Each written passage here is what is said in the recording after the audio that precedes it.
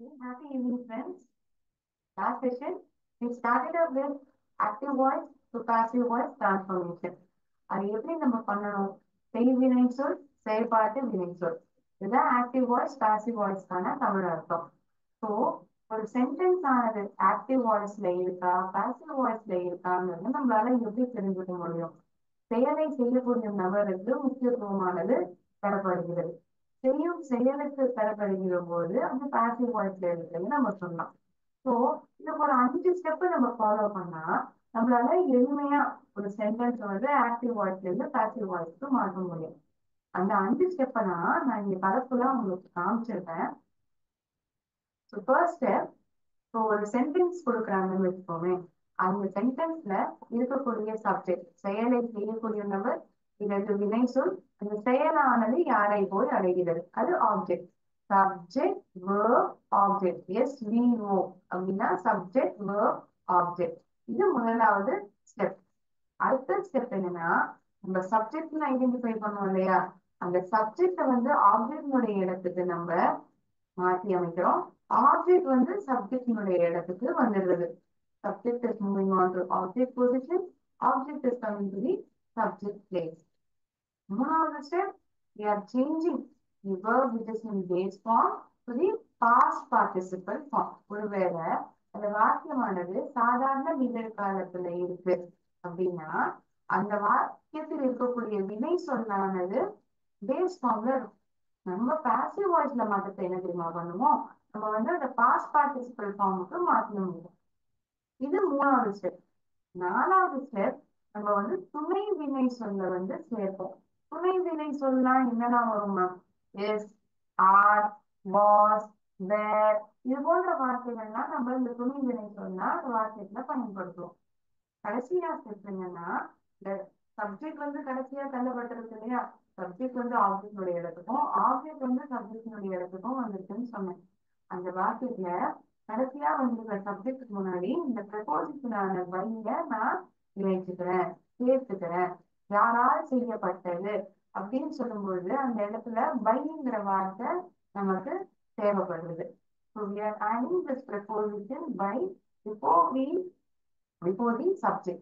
So கடைசியாக எழுதப்பட்டிருக்கக்கூடிய இந்த passive வாய்ஸ்ல இருக்கக்கூடிய சென்டென்ஸ் எப்படி இருக்கும்னா, ஆப்ஜெக்ட் வந்து முதலாகவும், பிறகு துணை வினை சொல், past participle form of the verb, followed by preposition by, then comes the subject. அதன் பிறகு சப்ஜெக்ட் ஆனது எழுதப்படுகிறது.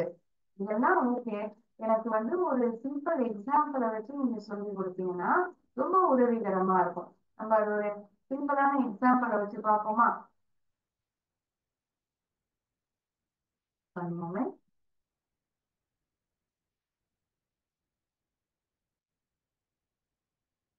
அதை வச்சு நீங்க 5 ஸ்டெப்பை நோட் டவுன் பண்ணிக்கலாம்.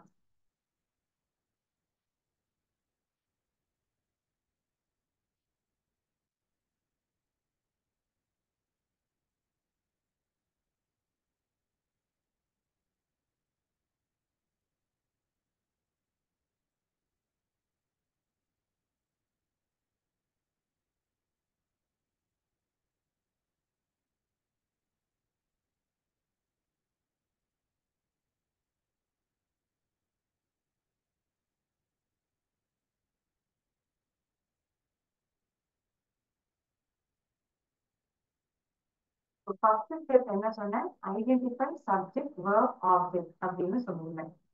கரெக்டா?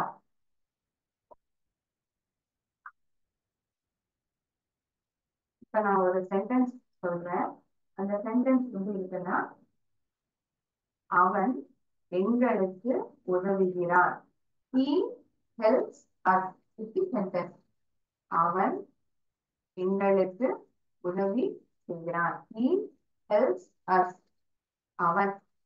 ஃபர்ஸ்ட் ஸ்டெப் என்ன? Identify subject verb object. இங்க சப்ஜெக்ட் யாரு? அவன். என்ன பண்றான்? உதவி செய்யறான். வேர்ப் வந்து ஹெல்ப்ஸ். ஆப்ஜெக்ட் வந்து இந்த செயலானது யாரை போய் அடைகிறது? எங்களை வந்து அடைகிறது. He helps us. அவன் எங்களுக்கு உதவி செய்யறான். Us is the object. ரெண்டாவது ஸ்டெப் நம்ம என்ன சொன்னோம்? இந்த சென்டென்ஸ் வந்து ஆக்டிவ் வாய்ஸ்ல இருக்கா, பாசிவ் வாய்ஸ்ல இருக்காங்கிறது நம்மளால எப்படி சொல்ல முடியுது? செயலை செய்யக்கூடிய நபர் முதலாவதாகவே வந்து விடுகிறார். பிறகு செயல் சொல், அதாவது வினை சொல், அதன் பிறகு object.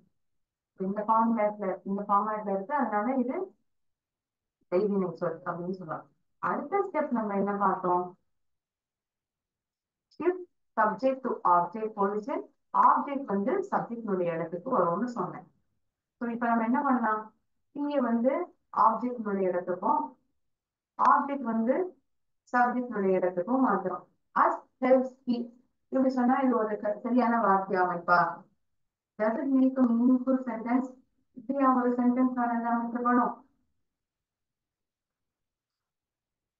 Is it true?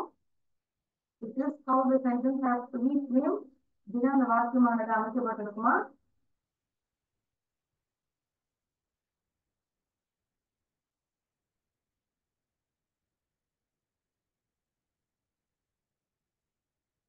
As அப்படிங்கிற வார்த்தை எந்த வார்த்தையினுடைய ப்ரோனோன்? பீங்கிற வார்த்தையினுடைய ப்ரோனோன் தான் அஸ்ன்றது.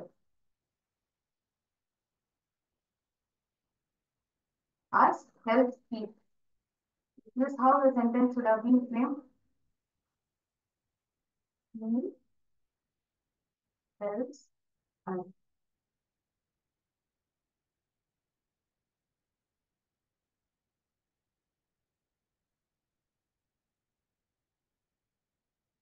அஸ்ன்றது ஆப்ஜெக்டினுடைய இடத்துல இருக்கு. இதே வார்த்தை சப்ஜெக்டினுடைய இடத்துக்கு வரும்போது என்ன ப்ரோனோன் நம்ம பயன்படுத்துவோம்? B. When the word subject is be, its word அந்த வார்த்தையினுடைய ஆப்ஜெக்ட் பொசிஷன் வந்து பயன்படுத்தும் போது என்ன வார்த்தையா இருக்கும்? அஸ்ன்றது தான் நம்ம உபயோகிச்சிருக்கோம். So when it is in subject position, the word is be.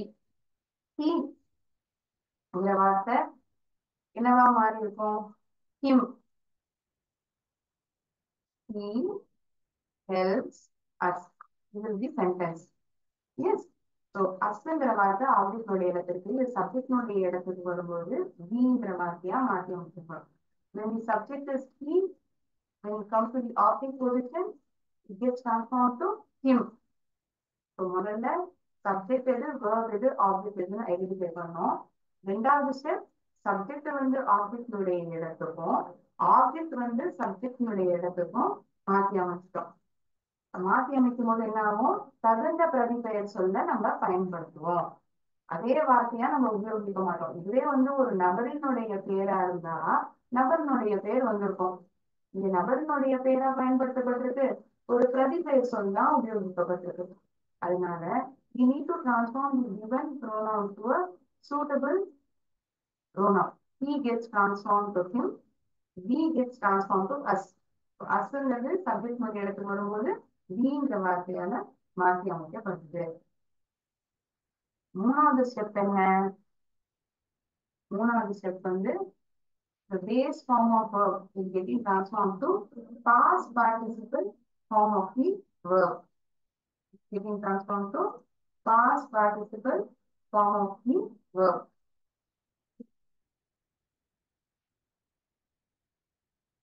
நீங்க என்ன வார்த்தையா மாறிருக்கோம்? Can someone tell me? ஏதாச்சும் சொல்ல முடியுமா?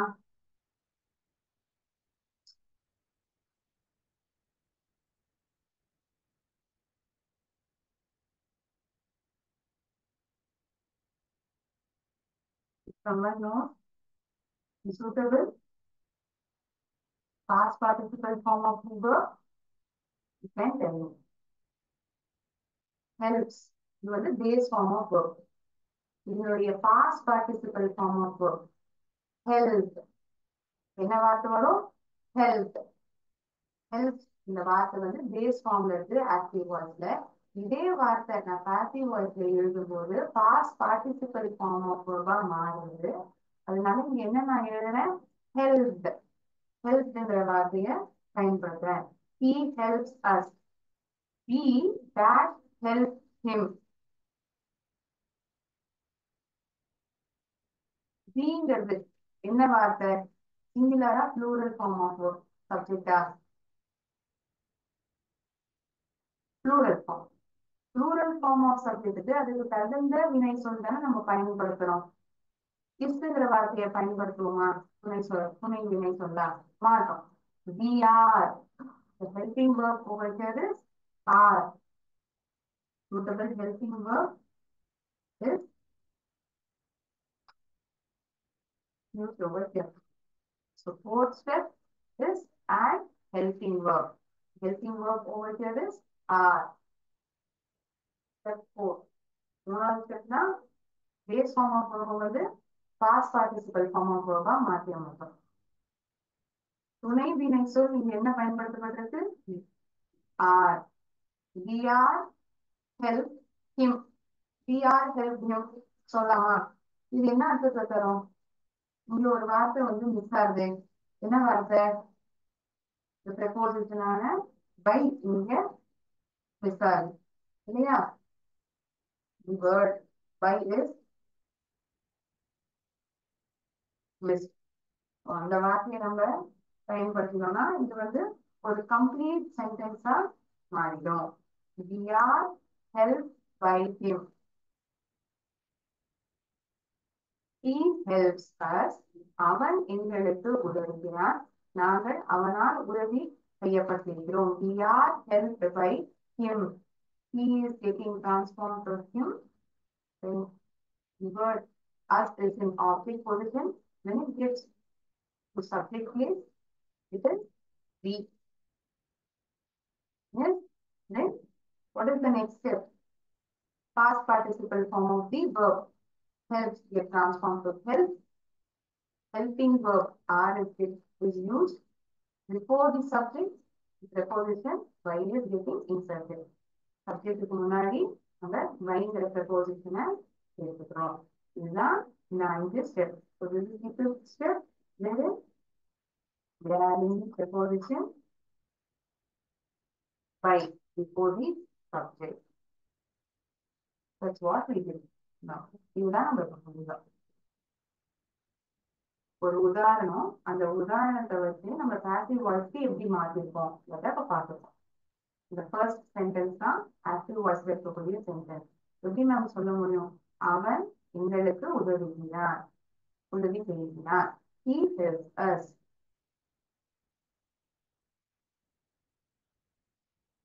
இது செய்பாட்டு வினை சொல்லாத சொல் எழுதும் பொழுது நாம் எப்படி எழுதினோம்? we are helped by him.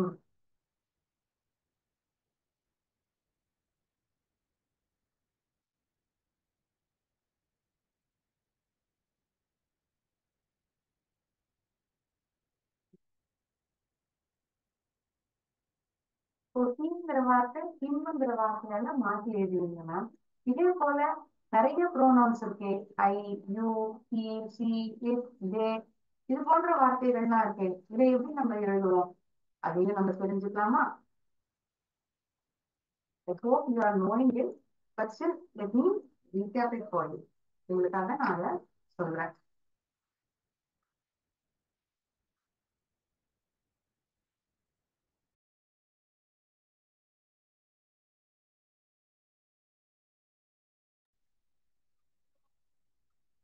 I, but all subject is I.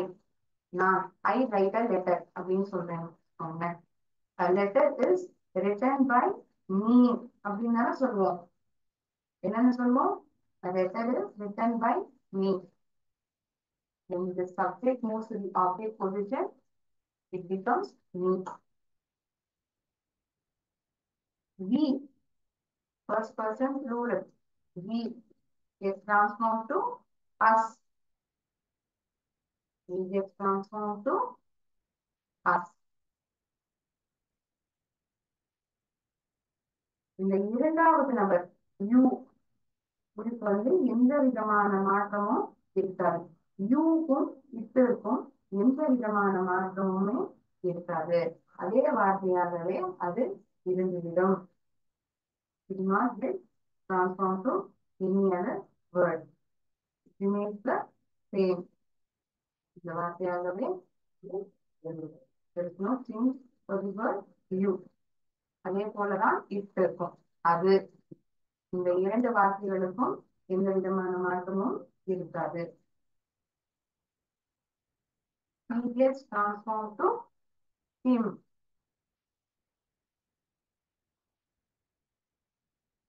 யூக்கும் இட்டுக்கும் எந்த விதமான மாற்றமும் இருக்காது. he இப்ப நம்ம போன உதாரணத்துல பார்த்தோம் இல்லையா, he gets transformed to him. they third person singular he. Then comes she, அவள், he, she is replaced with the word her.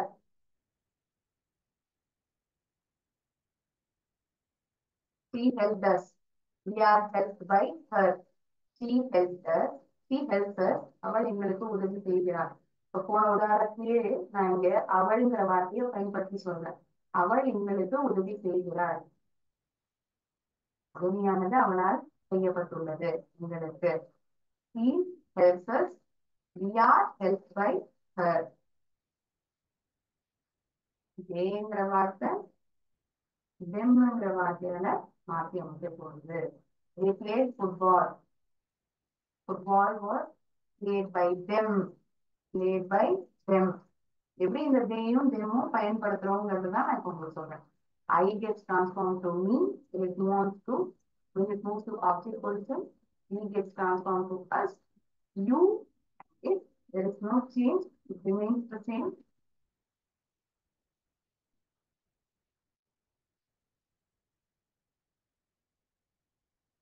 He, him, she, her, they, them. Okay?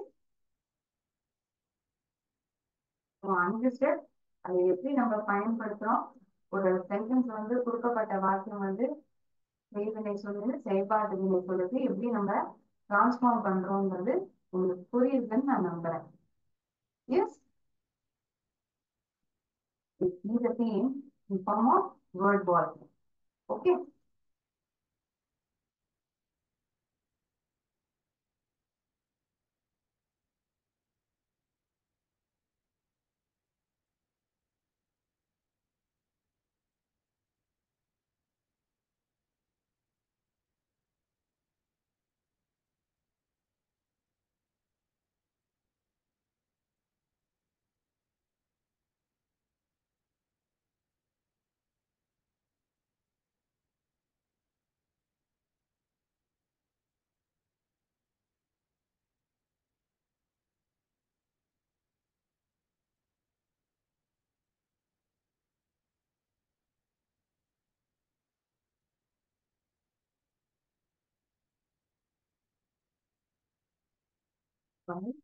Just a moment.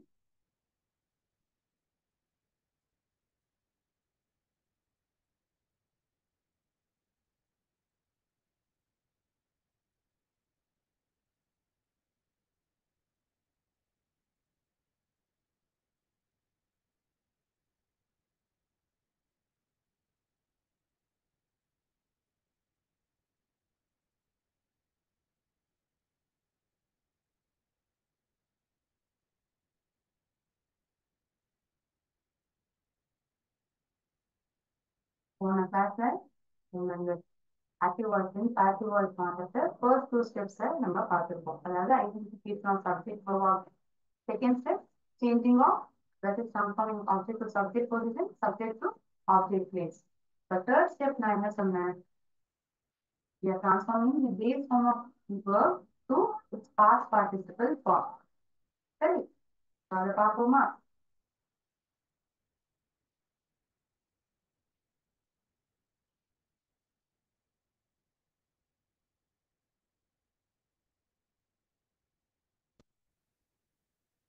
Change base form, past participle form. இந்த மூணு form வந்து நான் கொடுத்துருக்கேன். eat சாப்பிடுறது, இது base form, இதை V1 சொல்லுவோம். இதனுடைய இரண்டாவது ஃபார்ம் V2, அதாவது சிம்பிள் பாஸ்ட், அதுதான் ஏ. சாப்பிடப்பட்டது, ஈட்டன், இதுதான் பாஸ்ட் பார்ட்டிசிபிள் ஃபார்ம். ஒருவேளை சென்டென்ஸ்ல ஆக்டிவ் வாய்ஸ்ல வந்து சிம்பிள் பிரசன்ட் டென்ஸ்ல இருக்கு, சாதாரண நிகழ்காலத்துல இருக்கு அந்த வாக்கியம் அப்படின்னா எந்த வினை சொல் பயன்படுத்தப்பட்டிருக்கும், ஈட்டுங்கிற வார்த்தையில பயன்படுத்தப்பட்டிருக்கும். இந்த வார்த்தை பாஸ்ட் பார்ட்டிசிபிள் ஃபார்ம் ஆஃப் வேர்பா மாற்றணும்னா என்னவா உபயோகிச்சிருக்க, eaten. Okay, check whether this is right.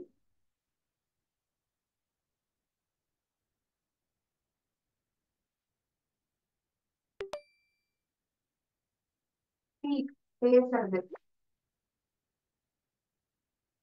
Please speak with me. I spoke with him. நான் அவன்கிட்ட பேசினேன். பேசப்பட்டது spoken. Speak இது base form, simple past, past participle form. இந்த நீல கலர்ல இருக்கு இல்லையா, இது base form of verb. இந்த ரெட்ல இருக்கிறது second form, that is simple past. Third form of verb is spoken, that is past participle form of verb. He spoke, spoken. நம்ம passive voiceல மாத்தி எழுதுறத the past participle form of verb இதெல்லாம் நம்ம பயன்படுத்துறோம். Sing பாடுறது.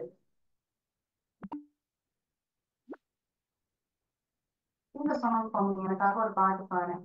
நான் பாடினேன், நான் ஒரு பாட்டு பாடினேன். I sang a song. Sang was sung, song was sung by her. ஒரு பாடலானது அவளால் பாடப்பட்டது. Song was sung by her. Sing, sang, sung. V1, V2, V3. This is the past participle form of the verb. Okay. இதுதான் base form.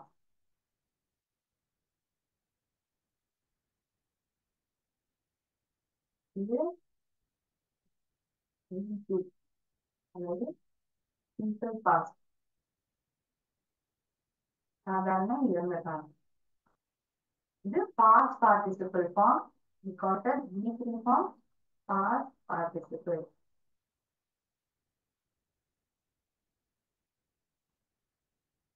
V1 சொல்றோம். Base ஃபார்ம்ல இருக்கக்கூடிய இந்த வினை சொல்ல நம்ம பாஸ்ட் பார்ட்டிசிபிள்க்கு மாற்றி எடுத்து என்னவா மாறுது, சங்குன்னு உபயோகிக்கிறோம். கரெக்டா? இது மூணாவது ஸ்டெப். நாலாவதா நம்ம என்ன பண்றோம்,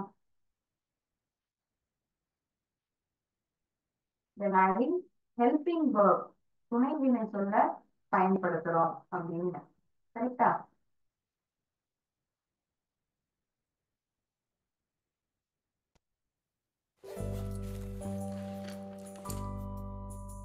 ஆக்டிவ் வாய்ஸ்ல he cleans the carpet. அவன் கார்பெட்டை சுத்தம் செய்கிறான். யார் சுத்தம் செய்கிறார்? அவன். சப்ஜெக்ட் வேர்ப் ஆப்ஜெக்ட் முதல்ல ஐடென்டிஃபை பண்ணுவோமா? சப்ஜெக்ட் வந்து he, cleans வந்து verb. எதை சுத்தம் செய்யலாம்? பொருள் வந்து கார்பெட். இது முடியாது. இப்ப இத வந்து நம்ம மாத்தி அமைக்கணும். ஆப்ஜெக்ட் உடைய இடத்துக்கு சப்ஜெக்ட் ஆப்ஜெக்ட் உடைய இடத்துக்கு போகும், ஆப்ஜெக்ட் சப்ஜெக்ட் உடைய இடத்துக்கு போகும். இந்த கார்பெட் ஹீங்கிற வார்த்தை பகுந்த pronoun என்ன? him. கரெக்டா? past participle form of the verb clean, cleaned. carpet is cleaned by him. நிகழ்காலத்தில் இருக்கக்கூடிய ஒரு வார்த்தை. நம்ம எப்போதுமே இந்த காலத்தை மாற்ற மாட்டோம்.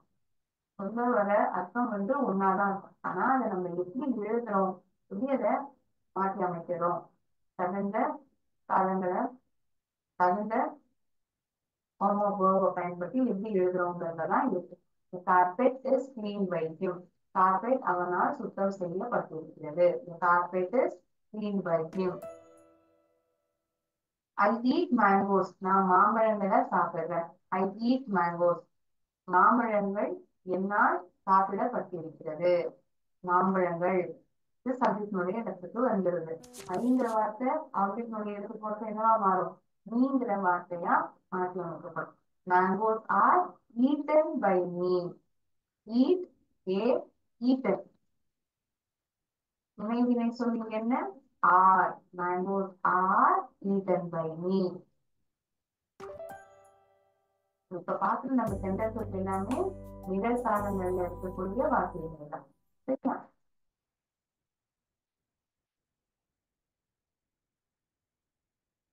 கடைசி ஸ்டெப் என்ன சொன்னோம்? வைங்கிற ப்ரெபோசிஷனை சேர்த்துக்கணும்னா அதை பயன்படுத்தி நீங்க பார்த்துருவோமா? நீங்க எனக்கு ஆன்சர் பண்ண பாருங்க. The sentences that I have given is in simple present tense only. சாதாரண நிகழ்காலத்தில் இருக்கக்கூடிய வார்த்தைகளை தான் நான் கொடுத்திருக்கேன்.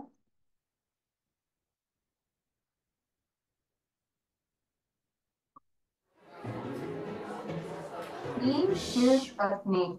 அவன் பாம்பை கொல்லுகிறான். அவன் ஒரு சப்ஜெக்ட், கொல்றது. kills verb, எதை கொல்றான்? பாம்பை கொல்றான். கரெக்டா? இந்த சென்டென்ஸை நான் வந்து பாசிவ் வாய்ஸ்ல எழுதணும்னா இப்படி எழுதுவேன். முதல்ல சப்ஜெக்ட் verb ஆப்ஜெக்ட் ஐடென்டிஃபை பண்ணுவேன். அதை நான் பண்ணிட்டேன். இப்போ ஆப்ஜெக்ட் வந்து சப்ஜெக்டினுடைய இடத்துக்கு வரணும். கரெக்டா? Snake,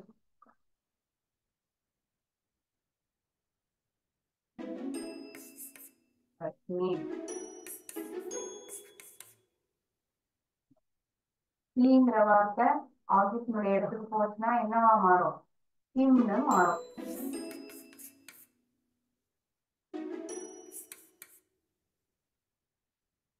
snake.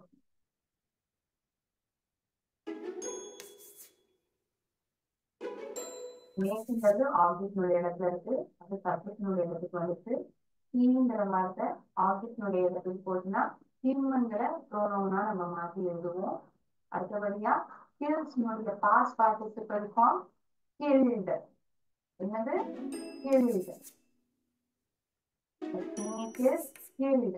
யாரால் கொல்லப்பட்டது? A snake is killed him. இப்படி சொல்லி முடிச்சிடலாமே என்ன?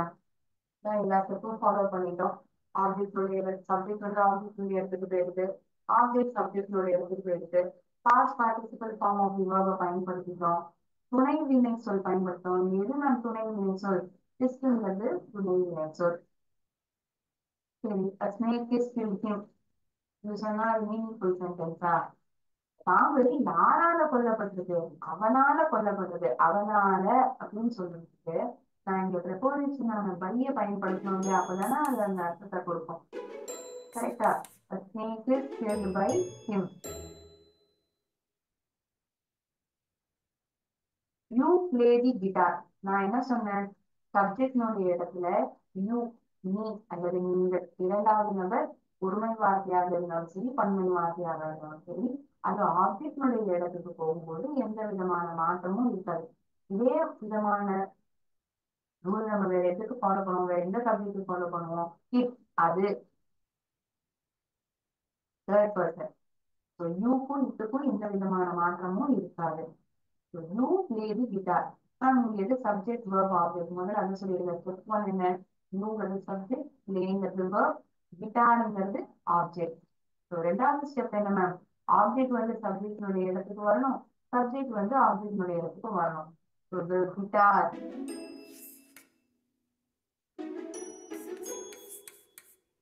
தி கிட்டார்.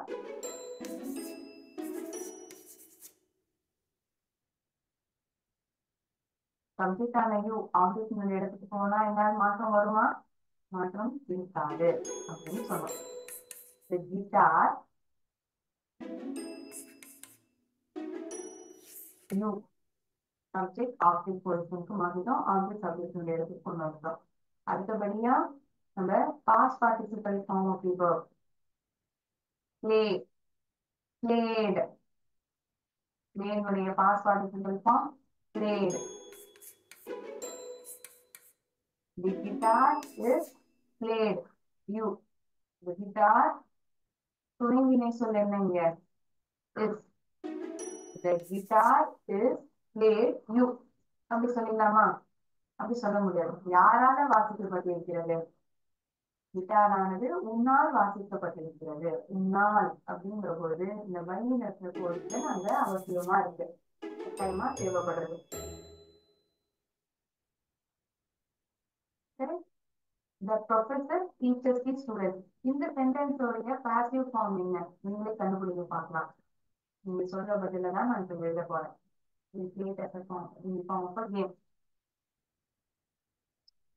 ஒருவேளை தப்பான பதில் சொன்னீங்கன்னா இந்த ஹேண்ட் மேட்ச் கேம் புக்ல போட்டுருவாங்க.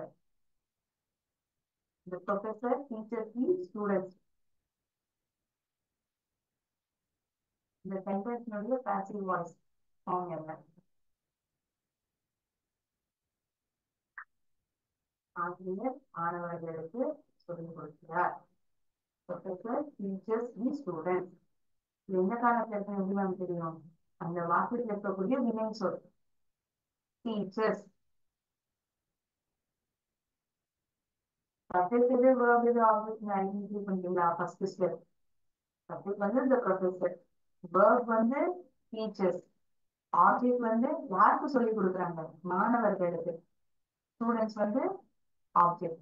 இது வந்து இப்போ சப்ஜெக்ட் இடத்துக்கு வரணும். The students.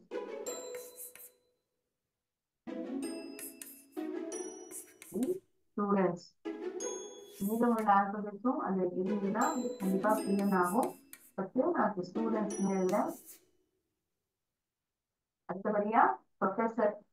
ப்ரொஃபஸர்ங்கிறது ஆப்ஜெக்டினுடைய இடத்துக்கு போயிடும்.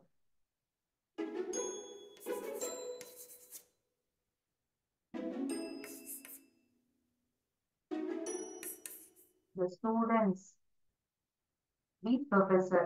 சப்ஜெக்ட் ஆப்ஜெக்டினுடைய இடத்துக்கு போயிட்டு ஆப்ஜெக்ட் சப்ஜெக்டினுடைய இடத்துக்கு போயிருக்கு. Third form of the verb, teachers. Teach னுடைய past participle form taught. என்ன வார்த்தை? taught. சொல்லிக் கொடுக்கப்பட்டது.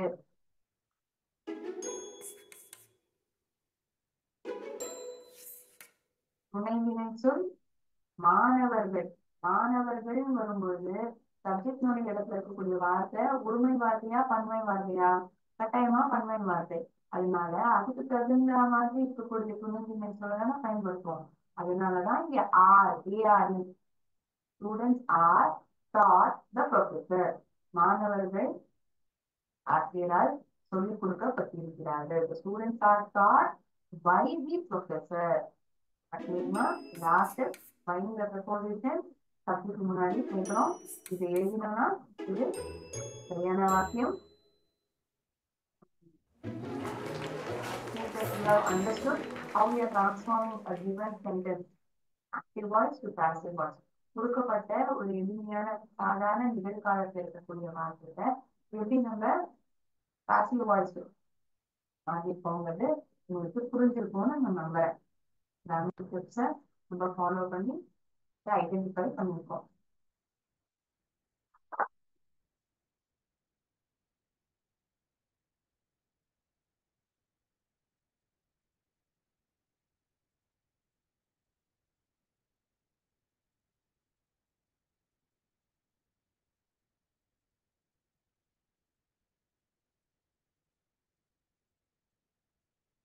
சாதாரண நிகழ்காலத்தில் இருக்கக்கூடிய வாக்கியங்கள் பாசிவ் வாய்ஸ்ல மாத்திட்டுனா எப்படி அமைக்கப்பட்டிருக்கும் பார்ப்போம். இப்ப தொடர் நிகழ்காலம், அதாவது பிரசன்ட் கண்டினியூஸ் ஃபார்ம்ல இருக்கு. தொடர் நிகழ்காலம்.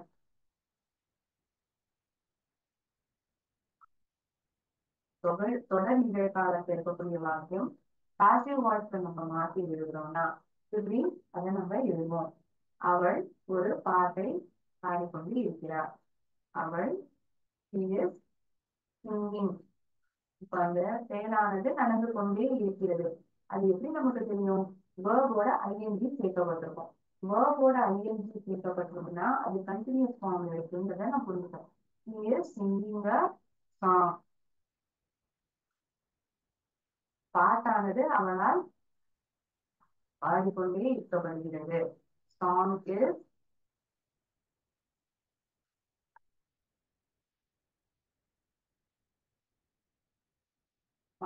being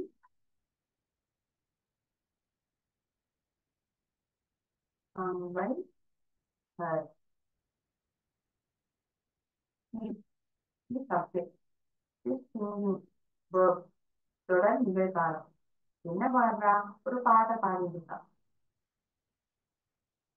பாடலானது அவளால் பாடிக்கொண்டே இருக்கப்படுகிறது. Song is being sung by her. இந்த beingங்கிற வார்த்தை தான் is singing. இதையே குறிக்கக்கூடிய வார்த்தை. So singing இது கண்டினியூஸ் ஃபார்ம்ல இருக்கக்கூடிய verb. இதை நான் பாஸ்ட் பார்ட்டிசிபிளா மாத்துவேன் அப்படின்னா என்ன வார்த்தையா மாத்துவேன்? சங்குங்கிற வார்த்தையில உபயோகிப்பேன். The song is being sung by her. Object plus is am or are. இதுதான் இங்க ஹெல்பிங் வேர்பா பயன்படுத்தப்படுகிறது. being வார்த்தை கேட்கப்படுகிறது. V3 form of the verb followed by preposition by comes the subject. Active voice ல இருக்கக்கூடிய sentence தொடர் நிகழ்காலத்துல இருக்கு அப்படின்னா அதை பாசிவ் வாய்ஸ்ல மாற்றி அமைக்கும் போது இந்த ஃபார்மேட்ல எழுதப்பட்டிருக்கும்.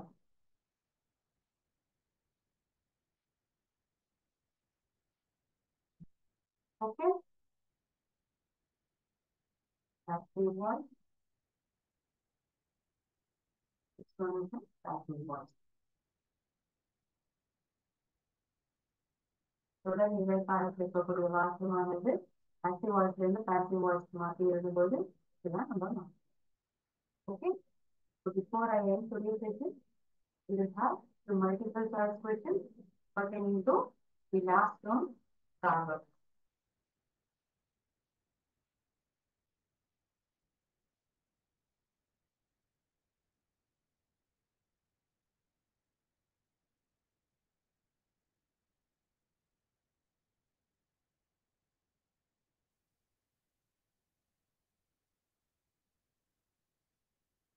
Sculptor. Sculptorனா யாரு? One who carves figures, one who writes poems, one who builds temples.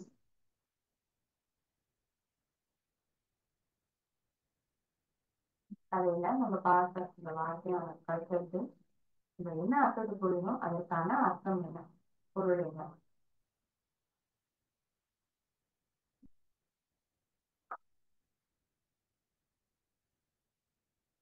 Second question. The old man's son went off home. வீட்டுல இருந்து கிளம்பி எங்க சென்றான்? ஒரு சக்சஸ்ஃபுல்லான பர்சன் ஆகணும்ன்றதான் வீட்டுல இருந்து கிளம்பி போயிடறான்.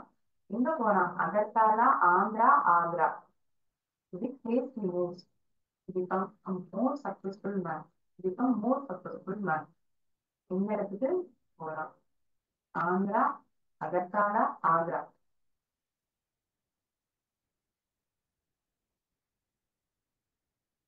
Third question. Salim came to work dash years ago.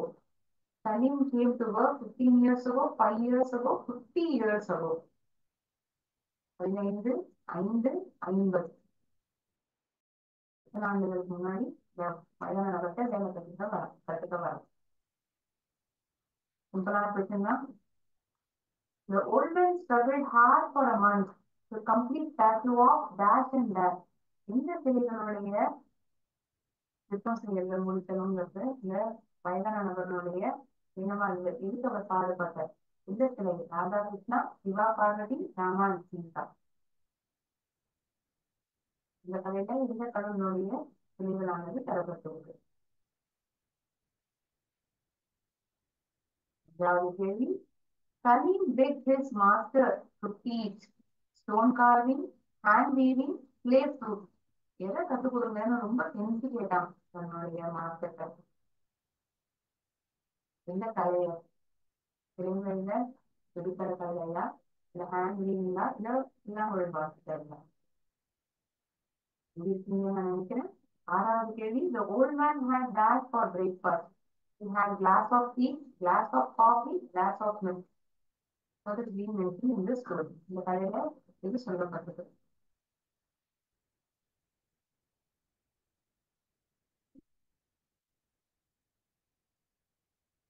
Seventh question. Which of the following statements are true? கீழே கொடுக்கப்பட்டுள்ள வாக்கியங்கள் இது உண்மையானது, அதாவது சரியானது. Gopal believed that being traditional wouldn't save him for a decent life. Salim wanted to become a stone carver. இந்த இரண்டுமே சரியா, இல்லாட்டி ரெண்டுல ஏதாவது ஒண்ணுதான் சரியா, இல்லாட்டி இரண்டுமே சரியா? Both A and B.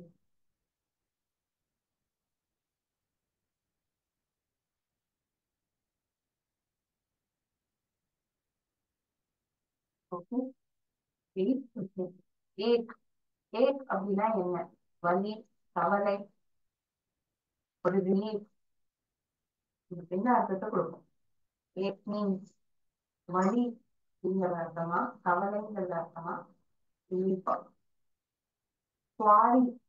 It means a place where stone is extracted, a place where coal is extracted. None of the above. எதுவுமே கிடையாது.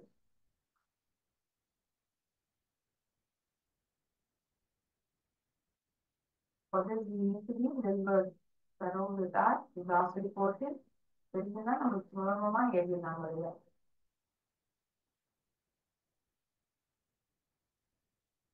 At last, dad became old man's successor. கடைசியில யார் வந்து old man அதுதான் நம்மளுடைய successor-ஆ ஆனாங்க. சலீமா இல்லாட்டி தன்னுடைய மகன் Gopalan. Salim or Gopal. Fine. Hope you have written answers for all these questions. In today's routine, we have seen transformation of a given sentence from active voice to passive form, and also we learned about sentence that is getting transformed to passive voice for a present continuous sentence. Okay, so I was ending the session with a small thought. Believe you can, and you are halfway there. உங்களால செய்ய முடியும்னு நம்புங்க. அந்த எண்ணமே வந்து உங்களை பாதி தூரத்துக்கு உங்களை கொண்டு போயிடும். will definitely complete your task. நான் இந்த எதை நினைச்சிருந்தீங்களோ கண்டிப்பா அதை நிறைவேறதுக்கான இந்த ஒரு எண்ணமே வந்து உங்களை அந்த இடத்த கொண்டு போயிடலாம். Thank you so much friends. இந்த கிளாஸ்ல நான் இதோட என் பண்ணிட்டேன். அடுத்த செஷன்ல நம்ம மீட் பண்ணலாம். நன்றி. வாழ்க பாரதம். வெல்க தமிழகம்.